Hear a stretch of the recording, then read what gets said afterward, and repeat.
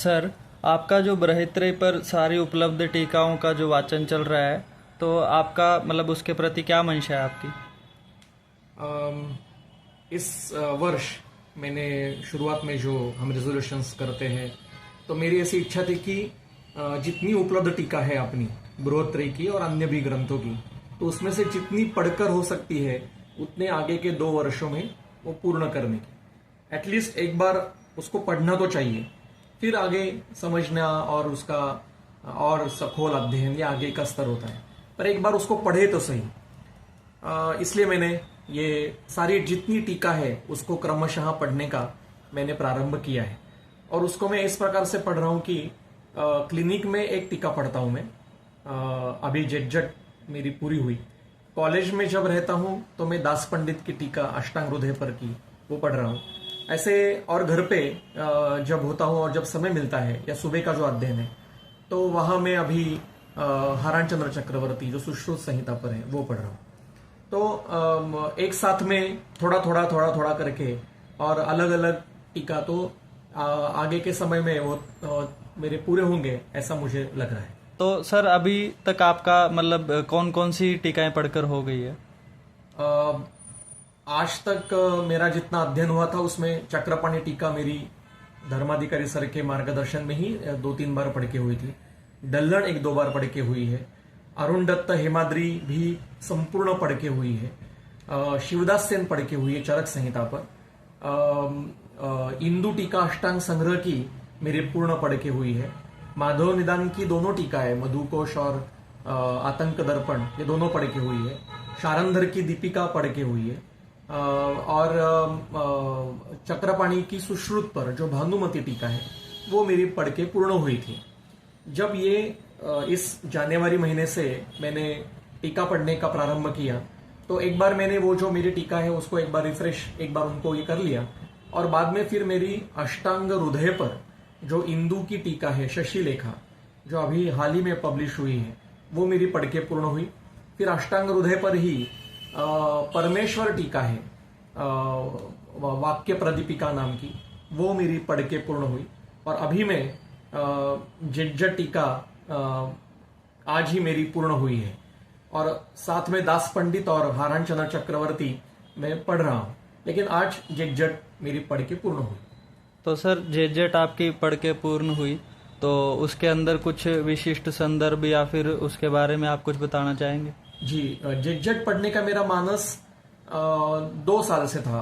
आप मेरे साथ में थे। हम होशियारपुर में जब आरएवी का कार्यक्रम था तब जेजो गए थे, और जेजो ये जेट का मूल स्थान है। और वहां पे जेट जी का जो प्राचीन उनका पितृव्य गृह है, उनका धन्वंतरी का मंदिर है, और उनका चिकित्सालय और उनका गुरुकुल जहाँ था वो खंडर, वो जो है अभी भी, वो हमने देखा था। और उसी समय मेरे मन में आया था कि अभी जेट टीका पढ़नी चाहिए। तो जेट टीका ऐसा कहते हैं कि जेट ने तीनों ही ग्रंथों पर, बृहत्त्रयी पर टीका लिखी थी, लेकिन अभी केवल निरंतर पदव्याख्या नाम की जो चरक संहिता पर है वही प्राप्त होती है। अब जो वैशिष्ट्य है वो मैं पहले बताता हूं। एक तो जेट ये आचार्य वाग्भट के प्रत्यक्ष शिष्य है, प्रत्यक्ष वाग्भट जी के पास पढ़े हुए हैं। और इंदु उनका सहपाठी, मतलब इंदु और जेट ये दोनों ही वाग्भट के प्रत्यक्ष शिष्य हैं। तो वाग्भट जी का जो अध्ययन उन्होंने किया वो उनकी टीका में प्रतीत होता है और उनके संदर्भ भी मिलते हैं। और एक वाग्भट के शिष्य ने चरक संहिता पर टीका लिखी है, ये बहुत महत्व की बात है। दूसरा, आज जितनी सारी चरक संहिता पर टीका उपलब्ध है उसमें से ये सबसे प्राचीन टीका हमें मिलती है। वैसे भट्टर हरिश्चंद्र ये और प्राचीन है जेट से भी, लेकिन भट्टर हरिश्चंद्र के मैन्युस्क्रिप्ट जितनी मिलती है वो केवल 4 पन्ने मिलते हैं, और केवल पहले अध्याय के पहले सूत्र की ही 4 पन्नों में टीका है, वो भी खंडित है। लेकिन जेट चिकित्सा स्थान पर और कल्प सिद्धि पर बहुत ज्यादा अध्यायों पर उपलब्ध है। इसलिए हम ये कह सकते हैं कि जितनी टीकाएं उपलब्ध है उसमें से जहां चिकित्सा का संदर्भ आता है वहां जेट सबसे प्राचीन है। दूसरा वैशिष्ट्य यह है कि उनकी जो भाषा है वो अत्यंत क्लिष्ट है। वो जो संस्कृत है, क्योंकि वो 8 या 9 सेंचुरी का वो काल है उनका, और बहुत ही क्लिष्ट रचना है। और मैं मतलब ओपनली कह रहा हूं, प्रामाणिक पद्धति से कह रहा हूं कि मैंने जो पढ़ा उसमें मुझे केवल 25% ही समझा है, क्योंकि वो रचना थोड़ी क्लिष्ट है। दूसरा, वो खंडित भी है, मतलब कई जगह वाक्य भी आधे आधे अधूरे हैं, तो पढ़ने में भी दिक्कत होती है। अभी उपलब्ध कहाँ है, तो वो केवल चिकित्सा स्थान का ज्वर चिकित्सा अध्याय, वाजीकरण के पहले 3 पाद, रक्तपित्त चिकित्सा अध्याय, उसके बाद में द्विव्रणीय चिकित्सा अध्याय, ये उनका संपूर्णशः उपलब्ध है। कल्पस्थान का पहला अध्याय के केवल 4 श्लोक पर उपलब्ध है। सिद्धिस्थान के 3, 4, 5, 6 ये पूर्ण है, और 7 और 12वां अध्याय ये खंडित स्वरूप में है। और चिकित्सा के 8 अध्याय, मतलब पहला, 5वां, 21वां, 23वां, 24वां, 26वां, 28वां, 29वां और 30वां ये भी खंडित स्वरूप में है। तो पूर्णतः उपलब्ध नहीं होती, लेकिन जितनी है वो भी बहुत महत्व की है। ज्वर चिकित्सा अध्याय उनका 90% उपलब्ध है, और अत्यंत महत्व के संदर्भ उन्होंने वहां पे दिए हैं। उन्होंने योनिव्याप चिकित्सा अध्याय जो उपलब्ध है, उसमें योनिव्याप चिकित्सा अध्याय का वर्णन कर, मतलब पूरा वर्णन होने के बाद में लास्ट में जो औषध सेवन काल, भोजन काल के बाद औषध सेवन काल का जो वर्णन है, उसकी टीका बहुत सुंदर है जेटजेट की, वो मूलतः पढ़ने जैसी है। जेटजेट ये केवल टीकाकार थे ऐसा नहीं, ये उच्च कोटि के चिकित्सक भी थे। इसका कई जगह पे प्रत्यय आता है। मैं एक उदाहरण दूंगा। वातव्याधि चिकित्सा अध्याय में आवरण का जो वर्णन कर रहे हैं, तो आवरण में जो एक सूत्र है कि सूत्र ऐसा है, वो मैं पढ़ के बताता हूं आपको। मोहो अल्पो अग्नि अतिसार ऊर्ध्व अपान संवृते, मतलब मोह, अल्पाग्नि ही और अतिसार, ये ऊर्ध्वगे अपाने संवृते, मतलब अपानावृत प्राण, अपानावृत उदान में लक्षण होते हैं। अब उसकी चिकित्सा क्या है, तो वाते स्याद वमनम तत्र दीपनम ग्राही च आशनम।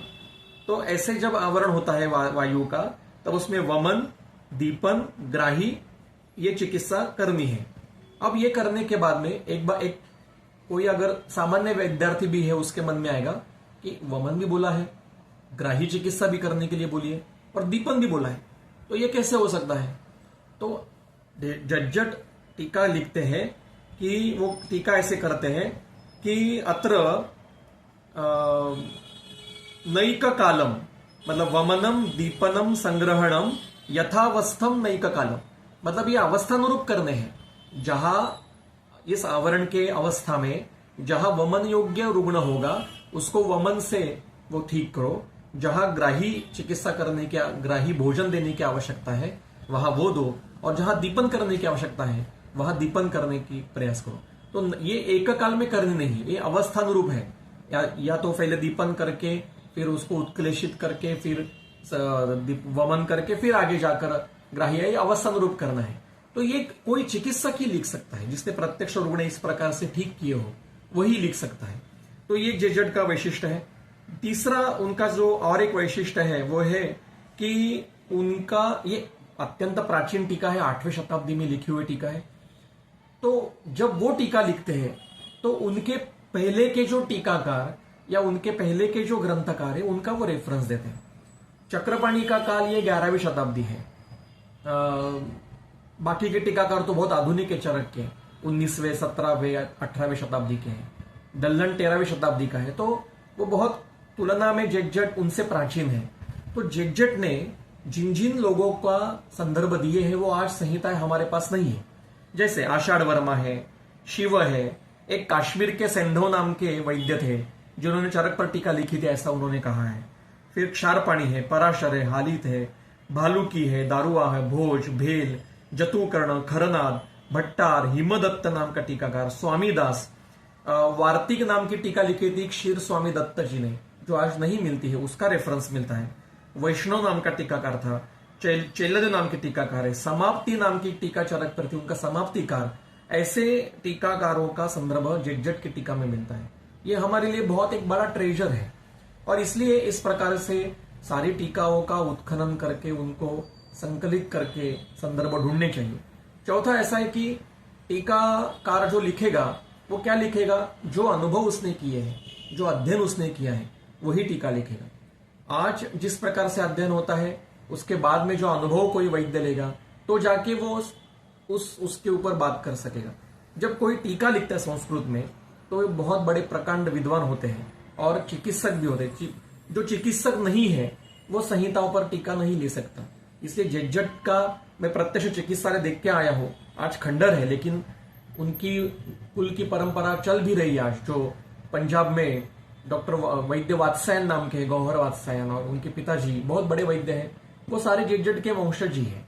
तो इस प्रकार से जेजट के जो मैंने पढ़ा और उसका अध्ययन मैंने किया, तो बहुत सुंदरता से उसको समझा।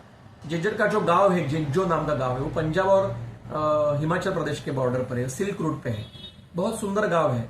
और मतलब कभी कभी लगता है कि कोई टाइम मशीन मिले और उस समय जाकर वो कैसे लिख रहे होंगे, कैसे बैठे होंगे, कैसे अध्ययन करते होंगे, कैसे चिकित्सा करते होंगे, ये सब देखने का मानस होता है। तो टीका वाचन ये मेरे लिए बहुत अत्यंत आनंददायक होता है। अब विषय निकला है, इसलिए बताता हूँ संक्षेप में कि टीका पढ़ना मतलब क्या केवल रीडिंग करना है क्या? ऐसा नहीं होता। टीका पढ़ना उसकी एक पद्धत होती है। वो पद्धत कैसी है? तो आप पहले पढ़ो, एक बार पहले पढ़ के पूर्ण करो। पढ़ते समय आप एक नोटबुक साथ में रखो, उसमें आपको जो नए शब्द आएंगे वो नोट करके रखो, संदर्भ लिख के रखो। दूसरे किसी का रेफरेंस आएगा, उसकी नोट करके रखो। कुछ विशेष टीकाएं मिलेंगी, जैसे जेजट ने कई द्रव्यों की जो भाषांतर या व्याख्या दी है, वो अन्य टीकाओं में नहीं मिलती। जैसे वीरा नाम का एक द्रव्य चरक में आता है, कई जगह पर है चिकित्सा सामने। तो जेजट ही टीका लिखते कि वीरा इति जालंधरीयम शाकम, मतलब जालंधर नाम का जो पंजाब का प्रदेश है, वहां पे ये सब्जी जो मिलती है, शाक मिलता है, वो वीरा है। अब मतलब अन्य जगह वो मिलती नहीं है। आज अभी इसके ऊपर काम करना पड़ेगा हमें, लेकिन संदर्भ हमारे पास है। तो इस प्रकार से हमें उसका जो विशेष मिलता है वो उसकी नोट करके रखने के। जो भी विशेष टीका मिलती है, कुछ उपक्रम ठीक से अलग से देते हैं। जैसे चक्रपाणी ने टीका लिखते समय वमन, ज्वर की चिकित्सा में वमन की जो अवस्था है उस पर सुंदर टीका लिखी, लेकिन जेजट ने उसके ज्यादा कमेंट नहीं किए। या आवरण की व्याख्या में जेजट ने जितना चिकित्सा टीका लिखी उतना चक्रपाणी ने नहीं लिखी है। औषध सेवन काल के बारे में जेजट ने जितनी टीका लिखी है उतनी चक्रपाणी ने नहीं लिखी है। तो ये कंपेरेटिव स्टडी करते करते करते हमें मूल तक जाना है। इसलिए केवल चक्रपाणी पढ़ के होगा क्या? नहीं, आज तो चक्रपाणी भी लोग पढ़ते नहीं, लेकिन सारी टीकाएं एक बार जीवन में पढ़नी चाहिए, ऐसा मेरा मानस है। तो मैं ये नोटबुक, मेरी छोटी ऐसी नोटबुक रहती है, इसमें मैं नोट्स निकालते रहता हूँ कि शायद ये आगे भी किसी को उसका फायदा हो। और उसमें नए शब्द, कुछ व्याकरणात्मक वर्णन है वो, उनका वैशिष्ट्य, कुछ भौगोलिक घटना, भौगोलिक संदर्भ है, ऐतिहासिक घटना कहीं पे मिलती है वो नोट करके रखने का, या कुछ विशेष उपक्रमों के बारे में, चिकित्सा के बारे में विषय आया है, कुछ विशेष सिद्धांतों के बारे में, जैसे श्रृंगग्राहिक न्याय के बारे में जेजट 2-3 जगह पे बात करता है। जेजट के बारे में एक और वैशिष्ट्य में बताना मेरा रह गया कि चरक के 2 पाठ है। एक वंग पाठ है, मतलब बंगाल पाठ है, और दूसरा कश्मीर पाठ है। और पाठ मतलब उसका कंटेंट, मतलब रचना ही अलग है। रचना मतलब श्लोक ही अलग है। विशेषता कल्प जो है उसके द्रव्य भी अलग अलग है। तो ऐसे कई, उसको टेक्सुअल वर्जन ऐसा कहते हैं, तो वो मिलते हैं। उसके लिए जेजट का जो टीका और उसका जो पाठ है वो बहुत बड़ा ऐतिहासिक और साहित्यिक हमारा ट्रेजर है, वो जतन करना चाहिए। तो ऐसे कई टेक्सुअल वर्जन्स, अभी मैं 1-2 उदाहरण यहाँ भी दे सकता हूँ, लेकिन वो केवल बताने से नहीं होगा, प्रत्यक्ष चक्रपाणी और जेजट की टीका सामने रखकर उसको देखना पड़ता है। तो कश्मीर पाठ जेजट का है और चक्रपाणी का पाठ वंग पाठ है, बंगाल का पाठ है। तो ऐसा ही एक विशेष मिला। और जेजट शायद कभी आगे जाके पूरी टीका मिलेगी, और उनका वाग्भट पे और सुश्रुत पे भी जो टीका है वो भी शायद कभी मिलेगी। तो तब तक जितना है उतना तो पढ़ना चाहिए। इसलिए मेरी सभी विद्यार्थियों को ये एक विनती कहो कि आपका जो भी आपको करियर करना है, टीचर बनना है, वैद्य बनना है, इन्फ्लुएंसर बनना है, आपको क्या पॉलिटिक्स में जाना, जो करना है करो, लेकिन आपका जो एक खुद का अध्ययन है टीकाओं का, वो करते रहो। टीका पढ़ते पढ़ते ना कभी कभी वो व्यक्तित्व सामने खड़ा रहता है। वो कैसा होंगे व्यक्ति। तो जगजट मेरे हिसाब से जगजट जितना मैंने पढ़ा और मुझे जो दिखा वो बहुत ही दयालु, प्यार भरे और शांत स्वभाव के ऐसे व्यक्ति होंगे, क्योंकि टीका भी बहुत शांत सरल टीका, लेकिन कठिन रचना कठिन है, मतलब वो समझने के लिए कठिन है। चक्रपाणी ऐसा, चक्रपाणी तोड़फोड़ वाला, मतलब धनु राशि वाला हो सकता। गंगाधर तो एकदम गंभीर स्वरूप के, ऐसे ही उनकी जो स्वभाव है ये हमें टीका पढ़ते पढ़ते पढ़ते वो महसूस होने लगते हैं। तो एक आनंद की बात है, मेरे लिए तो बहुत आनंद की बात है टीका। और इसलिए मेरा ये मानस है कि आगे के 2 साल में मेरे पास 22 टीकाएं हैं, सारी बृहत्त्रयी और आगे के कुछ ग्रंथों वगैरह करके, उसमें से मेरे 7-8 पढ़ के हुए हैं। तो आगे के जो टीकाएं बची है वो पढ़ के पूर्ण करना है, ऐसा मेरा मानस है। धन्यवाद।